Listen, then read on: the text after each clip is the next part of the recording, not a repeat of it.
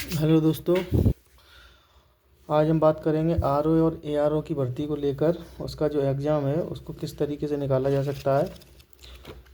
तो आरओ और आरओ में पेपर में दोनों में कोई डिफरेंस तो नहीं होता है, सेम ही सिलेबस है दोनों का और दोनों का एक ही पेपर होता है, बट दोनों की कट ऑफ अलग अलग होती है। क्योंकि प्री निकलने के बाद मेंस में जो होता है एआरओ के लिए कट ऑफ निकालने के बाद आपको इसमें टाइपिंग वगैरह और इसकी जो कंप्यूटर से समकक्ष डिग्रियां होती हैं वो मांगी जाती हैं। तो उस बेस पे देखा जाए तो इसकी कट ऑफ कम जाती है और इसकी ज़्यादा जाती है। दोनों में फ़र्क ये भी है कि इसकी जो पोस्ट है रिव्यू ऑफिसर की, तो उसके नीचे ही काम करता है असिस्टेंट रिव्यू ऑफिसर। तो ये सहायक समीक्षा अधिकारी होता है इसके नीचे। तो सबसे पहले आपको क्या करना है, देखिए जिन लोगों ने पेपर दिया था 11 फरवरी को और जिन लोगों ने नहीं दिया है या आगे देंगे, और जिन लोगों ने पेपर देने के बाद फॉर्म भरने के बाद तैयारी अगर नहीं कर पाए हैं, तो अब किस तरीके से तैयारी करनी है। यूट्यूब वालों के चक्कर में नहीं पड़ना है, क्रैश कोर्स वगैरह के चक्कर में। सबसे पहले आपको क्या करना है, मार्केट से आपको ये PYQ लेके आना है। PYQ लेके आने के बाद PYQ को हर सब्जेक्ट के क्वेश्चन को देखना है कि किस सब्जेक्ट से क्वेश्चन किस तरीके से आ रहा है और कहाँ से आ रहा है। तो ये PYQ सबसे पहले आपको देखना है, सिर्फ देखना है और कुछ नहीं करना है। एक बार सारे PYQ हर सब्जेक्ट के यहाँ से आपको देख लेनी है। देखने के बाद आपको फिर क्या करना है, फिर मैं आपको बताता हूँ। ये सारे सब्जेक्ट के PYQ देखने के बाद उसके बाद आपको इसको रख देना है। रखने के बाद उसके बाद लेके आना है आपको NCERT, ये वाली अरिहंत की NCERT है, और ये ओल्ड प्लस न्यू दोनों कंबाइंड है। तो ये आपको 4 सब्जेक्ट की लेके आना है। ये आपकी इकोनॉमी की है, पॉलिटी की, जियोग्राफी की और साइंस की। ये 4 सब्जेक्ट की आपको ये NCERT लेके आना है। और ये NCERT लेके आने के बाद आपको इस NCERT को पढ़ना है अच्छे से, एक बार 2 बार। एक बार पढ़ने के बाद दूसरी बार जब पढ़ें तभी इसको अंडरलाइन करें। और इसमें कंटेंट बहुत ही अच्छा और स्टैटिक तरीके से, और जो न्यू वाली है इसमें करंट से रिलेटेड भी होता है, सारी चीज़ें अपडेटेड हैं इसमें, और बहुत ही आसान भाषा में सरल शब्दों में दिया हुआ है, एकदम आराम से समझ में आ जाएगा और ये आपको एक बेस बना के देगी। तो ये चारों सब्जेक्ट की आपको NCERT लेके आनी है। NCERT लेके आने के बाद ये NCERT जब आप पढ़ लेंगे, इसको पढ़ने के बाद उसके बाद आपको लेके आनी है घटना चक्र पूर्वालोकन।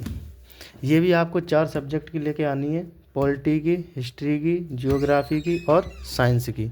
इकोनॉमी की आप नहीं लेके आए तो कोई दिक्कत नहीं है। इकोनॉमी की अगर आप NCERT वो घटना चक्र पूर्वालोकन अगर नहीं लेके आएंगे तो कोई दिक्कत नहीं है, उसको आप नहीं लेके आ सकते। उसको आप सिर्फ और सिर्फ NCERT और करंट, अगर ये दोनों चीज़ों को बेस बना के रखेंगे तब भी उससे हो जाएगा, अगर इकोनॉमी की नहीं लेके आएंगे तो। लेकिन ये 4 सब्जेक्ट की और एनवायरनमेंट की, ये तो आपको लेके आनी ही आनी है। एनवायरनमेंट के लिए आपको ये वाली घटना चक्र पूर्वालोकन ये भी लेके आनी है, ठीक है। तो पहले PYQ देख लेनी है। PYQ देख लेने के बाद आपको NCERT पढ़ लेनी है। NCERT पढ़ने के बाद आपको ये 4-5 बुक्स पूर्वालोकन की लेके आनी है। इन पूर्वालोकन की बुक्स लेके आने के बाद उसके बाद आपको लेके आना है करंट के लिए ये समसामयिकी। इस तरीके से जो आएगी, ये तो MCQs वाली है, तो इसी की आती है समसामयिकी की, करंट अफेयर मंथली की। तो वो आपको पढ़ना है जब तक पेपर नहीं होगा, तब तक आपको हर एक मंथ की लेके आना है और पढ़ते रहना है। और अगर आपको यही वाला पेपर देना है मार्च या अप्रैल में जो ये पेपर होगा, तो उसके लिए आप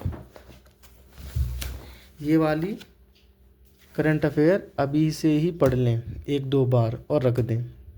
एग्ज़ाम से पहले फिर पढ़ लेना है और मंथली पढ़ते रहना है। इतना करने के बाद आपको क्या करना है, हिस्ट्री हो गया, पॉलिटी हो गया, जियोग्राफी हो गया, इकोनॉमी हो गया और एनवायरनमेंट भी हो गया। अब आपको लेना है यूपी स्पेशल। तो यूपी स्पेशल के लिए ये वाली जो बुक आती है आप इसको ले सकते हैं, राकेश शाश्वत की।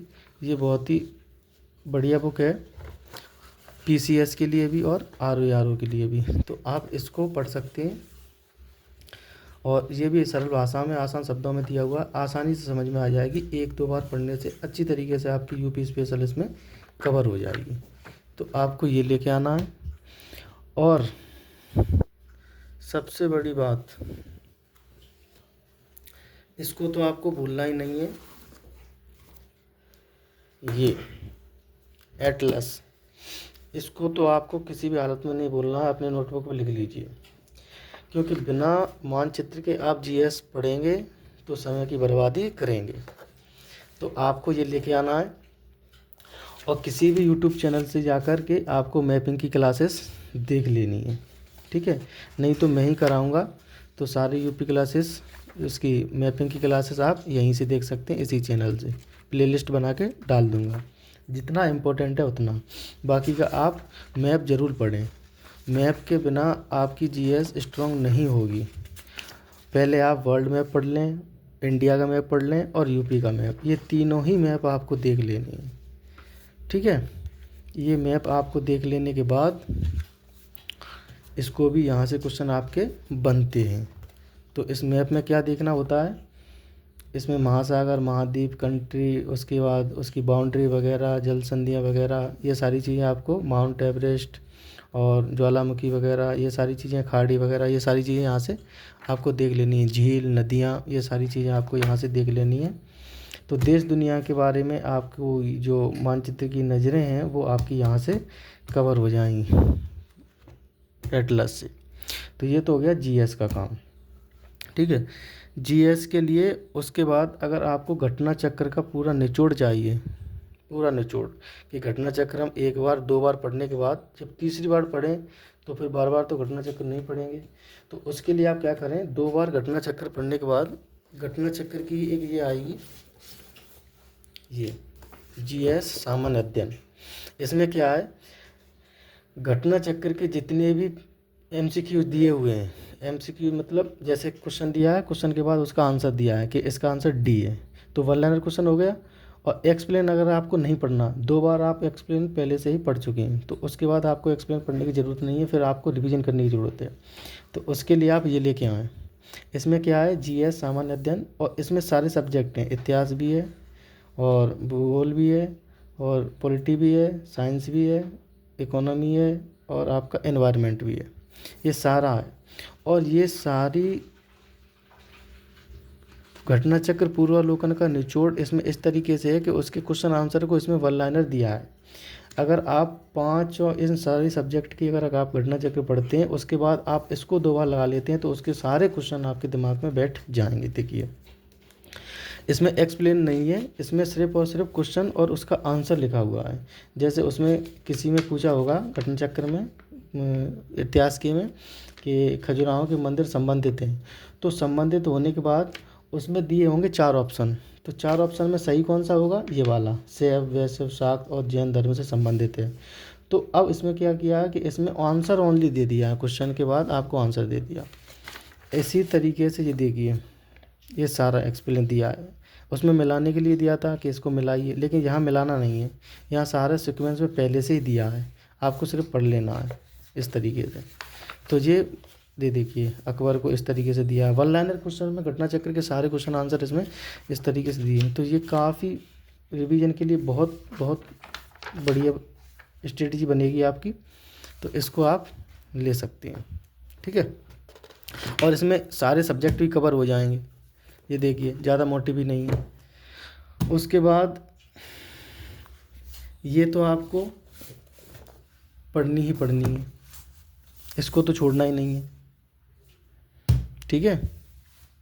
अब कहेंगे आपके इतनी सारी बुक्स बता दी, देखिए बुक्स आपको पढ़नी ही है अगर स्ट्रेटजी बनानी है अच्छी तरीके से, और कंपटीशन देख के अगर पढ़ना है आपको तो। और ज़्यादा बुक्स नहीं है, ये बहुत ही शॉर्ट बुक्स और कम बुक्सों में मैंने आपको बताया है। ये देखिए, इसको तो पढ़ना ही पढ़ना है, 2, 3, 4 बार, जितनी बार आप पढ़ सके इसको तोते की तरह रट लेना, चबा जाना कच्चा ही इसको, ठीक है। लूसेंट को, इसको तो आपको 2 बार 3 बार, जितनी बार आप पढ़ सको उतनी